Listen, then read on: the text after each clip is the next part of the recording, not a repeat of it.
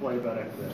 Second half. Well, you know what I really liked even from the very beginning was I thought our rotational guys were really, really good. I thought that Eve Pons early, and I thought John Fulkerson did a lot of really good things. Derek settled down and came back and did it.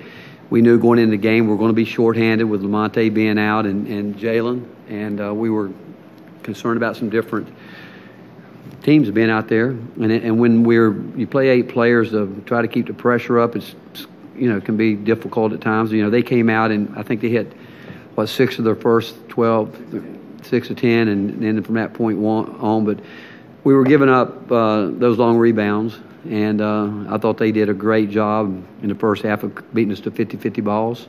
And but there were some really good things for us. And we talked about the second half. We haven't played second half in any of our scrimmages or exhibitions, and we came out. But I think those rotational guys, were the key to it. We at halftime concerned about our rebounding, and we flipped that around in the second half and got better there, but second half we were doing a good job at the free throw line and ended up not being as pretty as you'd want it to be. But there were some good things. There really was with some of the different lineups, and we did some different things with that big lineup switching. And at one time we were really switching ball screens 1 through 5. And what we've tried to do is not worry about point guard, 2 guard, this or that. We've just tried to figure out. Help these guys become the players that we think they can be, and put them out there and give them a system and hope that they can adapt to it. And the 2 injuries, are they short-term, Jalen and Lamonte?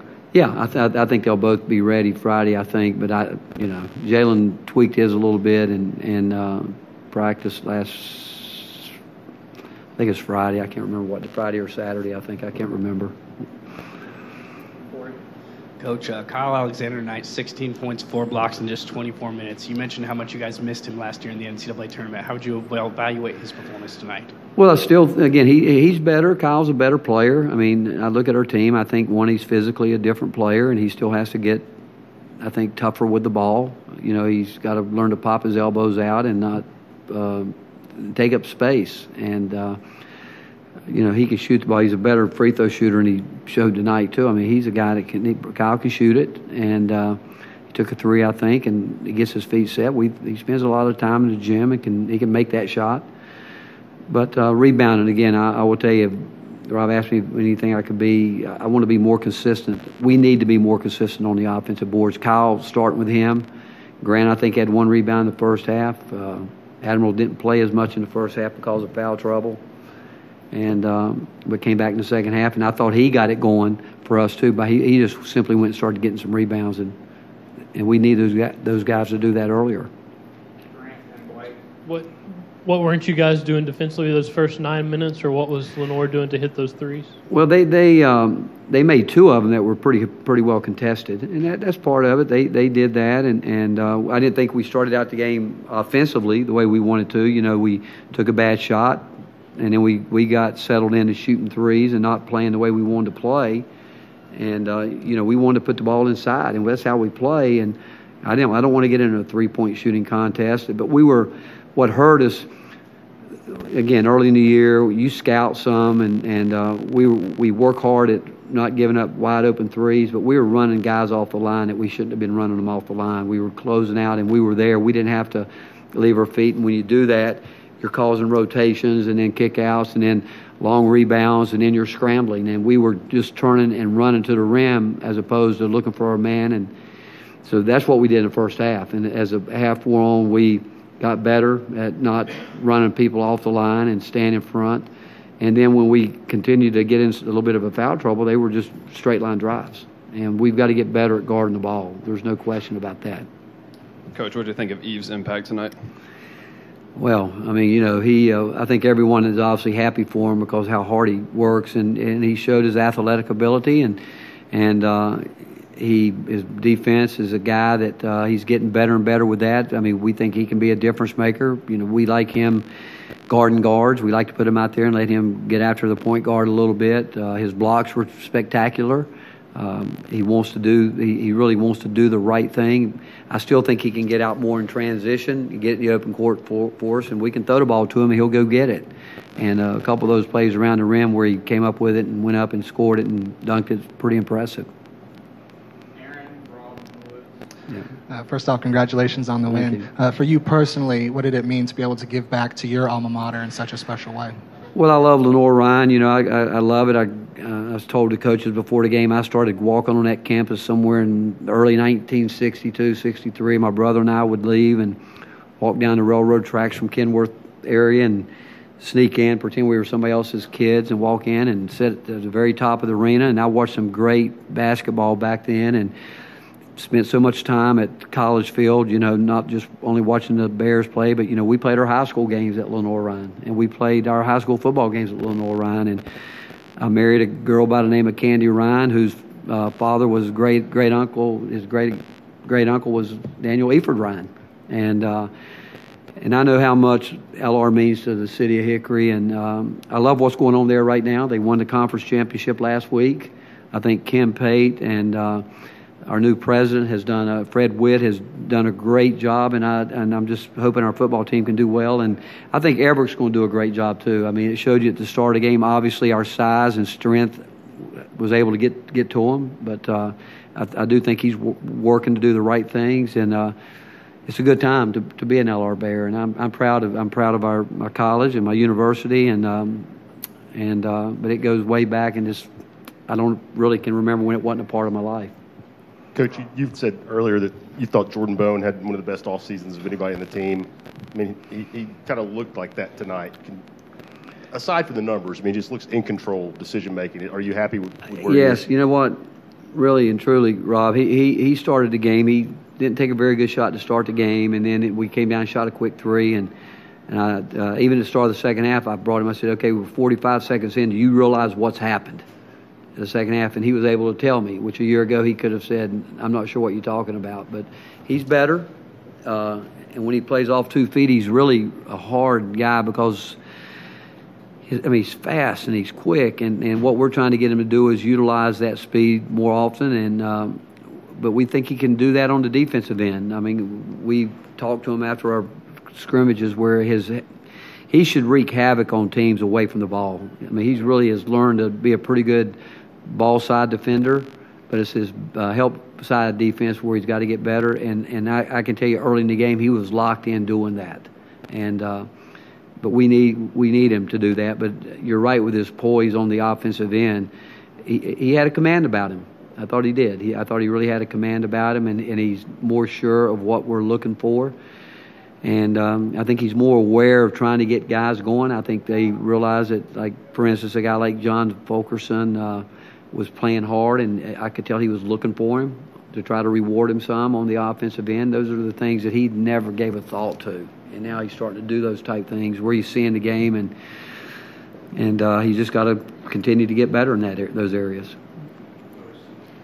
Grant had, I think it was about 6 assists. I know you're always getting on him about rebounding the ball more, but how do you feel he's doing in terms of distributing the ball at the elbow in the paint? Grant will really help himself if he'll just take pride in a simple play. Like when he went to the point, he just deflated the ball too much. He kept it trying to make something, whereas he's got to understand he's got a job to do there where he's got to get the team going. And he can pass the ball, but he tries to make spectacular plays as opposed to just making simple plays. And we've got a team of guys that can pass the ball. I mean, tonight we were 23 assists on 34 buckets. And, Folke can pass it. Derek can pass it. AD or guards are pretty good passers with it. And when he doesn't deflate the ball, he's better. But he does see it. But still, I will tell you, he's got to rebound it. He can't have 1 rebound and a half. He can't do that. It just goes to show the second half, he got 6. He should be getting 6.5. And he gave up 1. We should never give up free throw blockout rebounds, and we do it because of ego. They think they're going to jump, and tonight they got out-jumped twice, whereas they've got to fundamentally do what we teach, and that's something as a team we've got to take more pride in. Rick, you called timeout when it was 2018, and then right away there were 2 steals on inbounds. Admiral got a steal. What was said in that timeout that kind of turned that? What we're talking about, the way we were playing defense, careless, we were playing hard. There's no doubt I thought we were playing hard, but we weren't playing very smart. We were running guys off the line that we weren't supposed to when we didn't have to. And we were giving up those, making us rotate, and then they would kick out, shoot a 3, whether it went in or not, long rebounds. And so that we were just talking about being more disciplined on the defensive end, and also I stopped that because we took 2 back-to-back threes. AD took one where Bowden threw him a bad pass. You don't shoot a bad pass, and that was a bad 3. Then Bowden came right down the floor and shot a 3, and that's not what we're about. And when AD's open, and we want him to shoot it, but when you don't shoot fumbles and bad passes, and that's what we did. And so I stopped it for 2 reasons: those 2 quick threes, and the fact that we still weren't as disciplined as we needed to be on the defensive end. Coach, Jordan Bowden had a 6-0 assist-to-turnover ratio tonight. I know you said you want him to spend more time at the 1. What ways do you think he's improved from last week, and what areas do you think he still needs to work on in that role?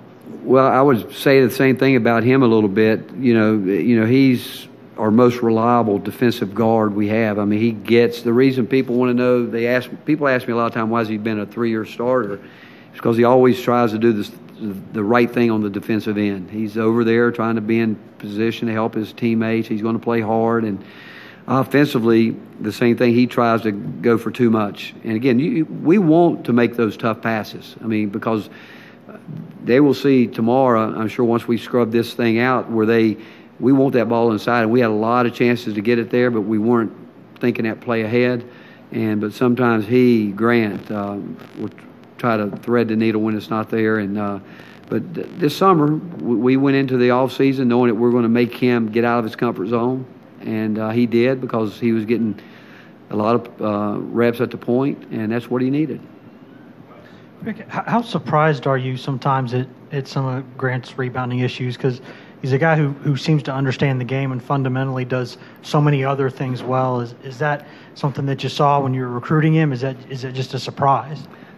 Well, your comment is a great one in the fact that I've told you guys before, he is as cerebral a player as I've ever coached in terms of understanding it.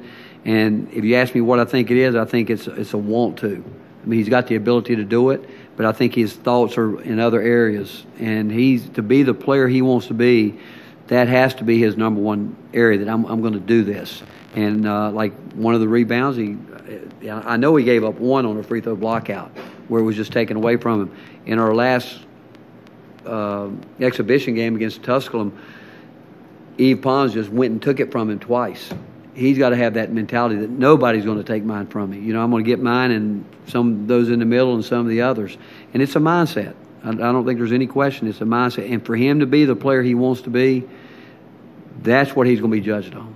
Because you look at it tonight, he had 13.7 rebounds. He should be a double-double guy every single night.